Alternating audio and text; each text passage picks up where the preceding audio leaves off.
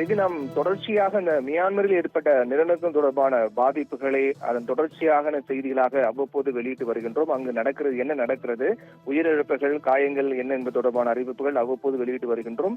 அதன்படி நாம் ஏற்கனவே கூறியது போல உயிரிழப்பு எண்ணிக்கை என்பது அதிகரிப்பதற்கான வாய்ப்பு அதிகமாக இருப்பதாகத்தான் அங்கிருந்து வரக்கூடிய செய்திகள் நமக்கு தெரிவித்தன. அதன் அடிப்படையில் நாம் ஏற்கனவே பதிவு செய்திருந்தோம், உயிரிழப்பு எண்ணிக்கை இன்னும் அதிகரிக்கலாம் என்று. அதன்படியே தற்போது மியான்மரில் மட்டுமே கிட்டத்தட்ட 1000க்கும் மேற்பட்டவர்கள் பலியாகி இருக்கிறார்கள் என்ற தகவல் வெளியாக இருக்கின்றது. மேலும் காயமடைந்தவர்களும் 1000க்கும் மேற்பட்டவர்கள் காயமடைந்திருப்பதாக கூட, பலரை காணவில்லை, அவர்கள் தேடக்கூடிய பணியும் மிக தீவிரமாக நடைபெற்று வருவதாக தெரிவிக்கப்பட்டிருக்கிறது.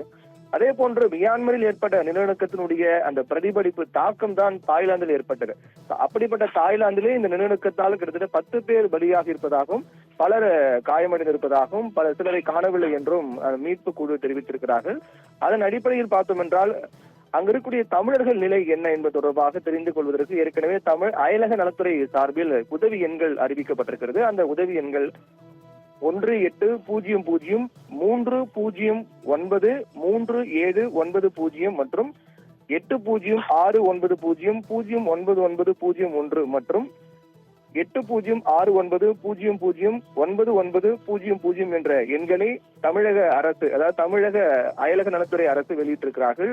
இந்த எண்களில் தொடர்பு கொண்டால் அங்க இருக்கக்கூடிய தமிழர்களுடைய நிலை என்ன, அங்க இருக்கக்கூடிய மக்களுடைய நிலை என்ன, அவர்கள் பாதுகாப்பாக உள்ளார்களால் அவர்களுக்கு ஏதேனும் உதவி தேவைப்படுவதா என்பது தொடர்பான தகவல் தெரிந்து கொள்ளலாம் என்ற உதவி எண் அறிவிக்கப்பட்டிருக்கிறது. தொடர்ந்து மீட்பு பணி என்பது 2வது நாளாக நடைபெற்று வருகிறது. ஏனென்றால் மியான்மரில் தான் மிக அதிக பாதிப்பு, மியான்மருடைய பிரதிபலிப்பு, அதனுடைய தாக்கம் தான் தாய்லாந்தில். அப்படிப்பட்ட தாய்லாந்து என கூறியது போல உயிரிழப்பு 10 இருக்கின்றது. காயமடைந்தவர்கள் பலரை காணவில்லை என்ற எண்ணிக்கையும் இருக்கின்றது. அதில் மிக முக்கியமாக மியான்மரில் பொறுத்தவரையில் பல்வேறு இடங்களில் கட்டிடங்கள் சரிந்து விழுந்திருக்கின்றன. அங்கு இந்த ராணுவ ஆட்சி நடைபெற்று வரக்கூடிய காரணத்தால் அங்கு இருக்கக்கூடிய உள்ளூர் தொலைக்காட்சி மற்றும் இணைய சேவை அனைத்தும் முழுக்க ராணுவ கட்டுப்பாட்டில் உள்ளது. அதன் காரணமாக தான் அங்கிருந்து வரக்கூடிய செய்திகள் என்பது அங்கு என்ன நடக்கிறது என்பது தெரிந்து கொள்வது அவ்வளவு சுலபம் அல்ல. அங்கிருந்து வரக்கூடிய செய்திகள் மூலமாக மட்டும்தான் நாம் இதை தெரிவித்துக் கொண்டு வருகின்றோம். அதனால் தற்போது வரையில் 1000க்கும் மேற்பட்டவர்கள் பலியாகி இருக்கிறார்கள். இந்த எண்ணிக்கை என்பது இன்னும் அதிகரிக்க வாய்ப்பு இருக்கிறது தவிர குறைவதற்கான வாய்ப்பு இல்லை. என்றால் நமக்கு கிடைத்த தகவல் என்பது குறைந்தபட்சம் அந்த 1000 தான். அதில் இன்னும் பலருடைய நிலைமை என்ன ஆனது என்றே தெரியவில்லை. அதே போன்று பல அடுக்குமாடி கட்டிடங்கள் சீட்டுக்கட்டு போல சரிந்து விழுந்திருக்கின்றன.